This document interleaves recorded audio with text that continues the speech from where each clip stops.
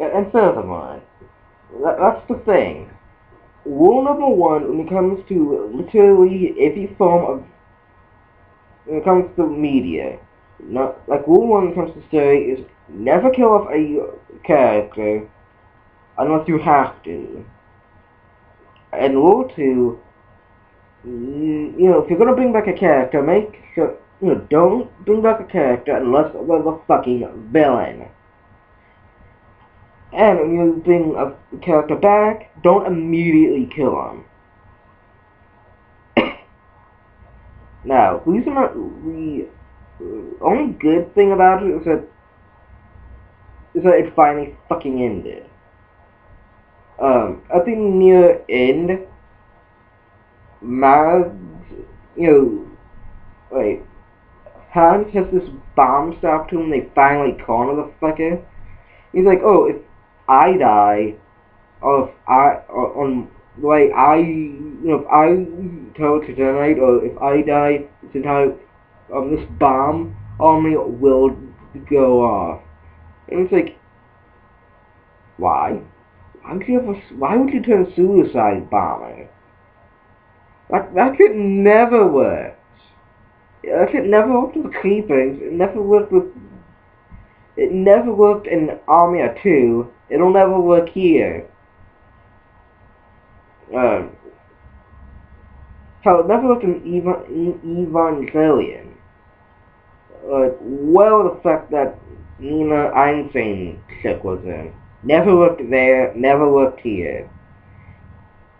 And like when Max grabbed him and took him all the way up into the sky, he kept laughing his ass off, going on about how this was not going to survive without me. And I was like, can you just go die? Like, can you please just die? And Max is the one thing that made me just want to kill a monkey. Max is pregnant. I was like, just fucking win. Well, what was in Fang left? If then, that kid's probably dead. That kid has been through enough stress, and you were malnourished too. That kid's probably dead. Don't know about you, but that kid could be dead by now.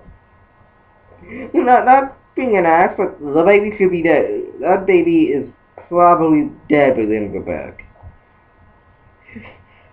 Seriously, I don't know that much about genetics, but if you go through enough stress or you're having a baby, that baby would die. Or have some genetic defect later on. Um, and Max went underwater, so that puts pressure on the baby. So that's one thing. He fucked some weird eel thing. That's some stress, plus some pain. That baby should be dead. He was starved through most of the book. So that kid is starved. And not fuck it. And it turns out to be Fang's child. And I was like, and Fangs? Why? Max, I love you and all, but why? Why? You don't do that, Max. Let's think, James Patterson. Never go into fan servers. You don't have a fax child. And they named her Phoenix. And I was like, why Phoenix? None of you named after birds. I don't think.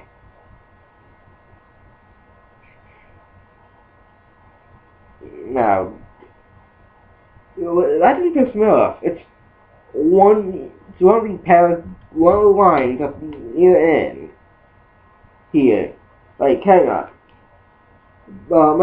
She said to allow her to pick her own name when she's ready. Just as I once chose Max and I. And that pissed me off. Like, didn't white coats name you? Like, if it wasn't the white coat, it was Chip. Seriously, are you fucking retarded? I thought Chip named you. Seriously, I said again, I thought Chip named you. Like, if it wasn't the white coat, it would have been Chip. Because I thought one of them named you. Then there's the end, where, they had to go underground. And here's the thing, weren't you like a teenager? Like, what, were you like 17 or 15 or something? I think some of the ages of the kids, because I fucking forgot.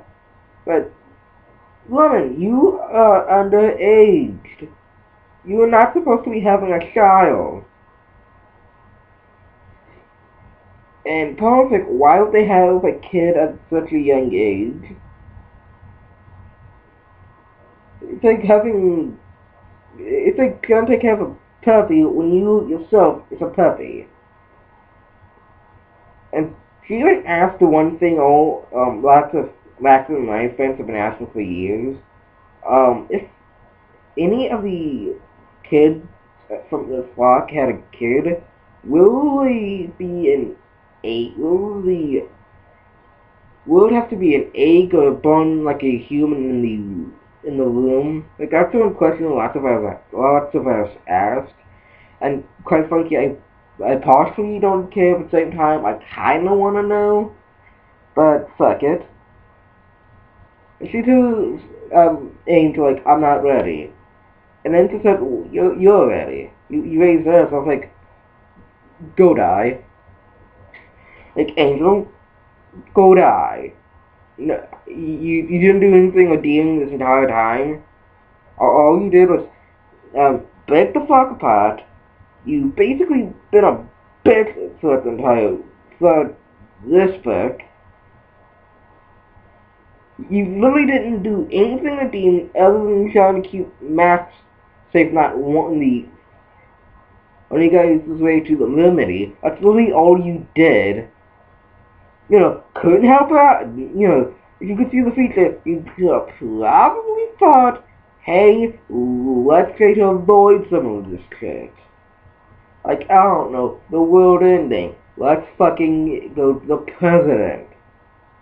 Like, a comet, why didn't anyone see this? Oh, wait. Like, a comet's going to appear. Why not fucking tell Max instead of having Dylan do it? I don't know about you, but not many people hate them. But not many people like Dylan. Oh, and here's the thing. At the start of Dylan's entire thing of trying to find the flock and fake the deaths, a lot of you guys, who like some dog guys, reappeared only to kill Fang. They beat the shit out of him, kinda hurt him, beat him up extremely bad, and threw him off a cliff. But when Dylan went down to find him, he was either dead or dying. But when he got into the lab where Shib was, Fang was dead. At the near end, when Max went down to find Remedy, she finds Shib. He basically tasers her, I think. Which, again, that could have killed the baby.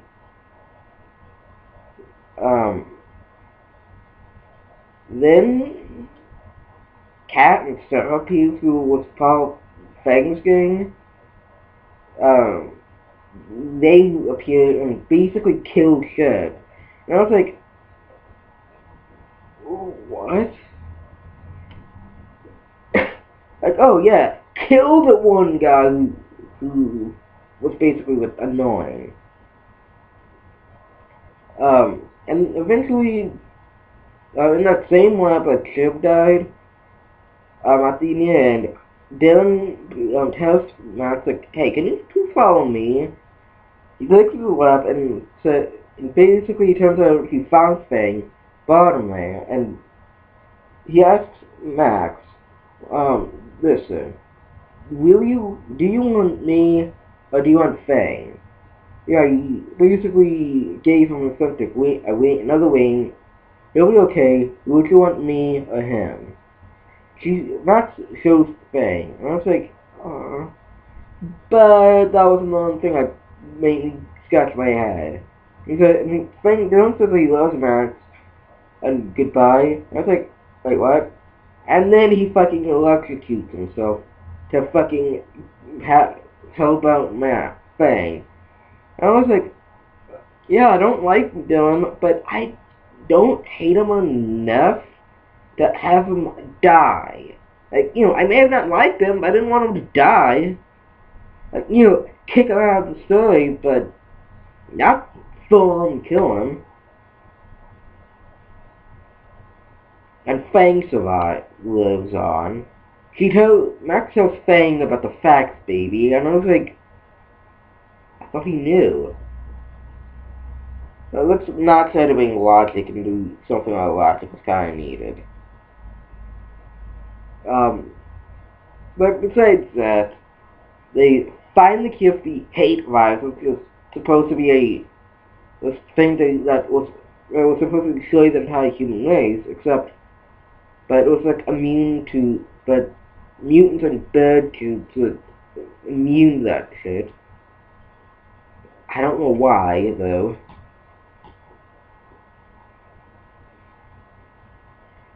And they blur it, and they think of the end, it's like, oh, Max as a kid, um, the world's coming back to life, and, yeah, and I was like, what, fuck it. And I was watching, reviews of this book, someone said we should have a story for, Phoenix, and I was like, how about no? No, we only need so like one person can survive, but sure, let's have a story about the one kid didn't get that much screen time. And the one major thing that I hate about Forever, Maximum Light Forever, is that they made Angel into an unlikable asshole, assholes Mary Sue. I'm not afraid to admit it. Angel's Mary Sue in this book. Seriously, if you're going to look in the future, fucking change the future. The future is meant to be changed.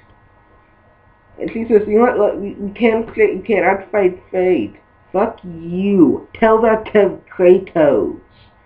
He changed fate multiple times. Tell that to Max from Life is Strange.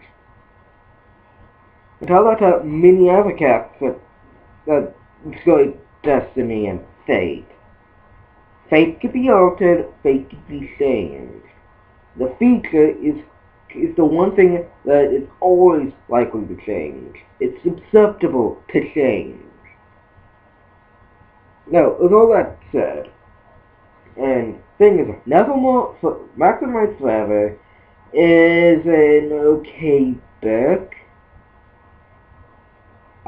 Quite frankly, I don't like it in the series, but as a book, it's okay.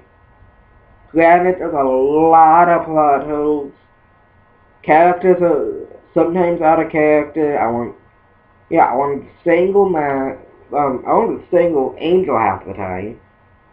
But safer, is it a good read? Barely. Would I recommend it? Barely.